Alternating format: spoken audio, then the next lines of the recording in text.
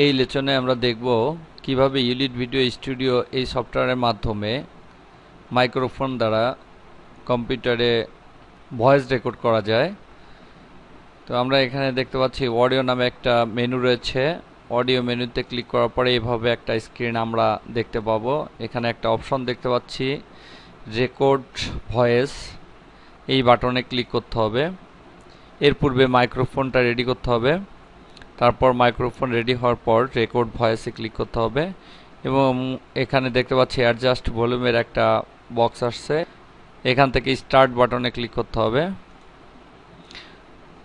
আমাদের ভয়েস রেকর্ডিংটা শুরু হয়ে গেছে। দেখতে পাচ্ছি আমরা টাইম লাইনে হেডারটা ডান দিকে আস্তে আস্তে যাচ্ছে, অর্থাৎ এখন আমরা যেটা বলবো সেগুলো রেকর্ড হবে। রেকর্ড শেষে স্টপে ক্লিক করতে হবে।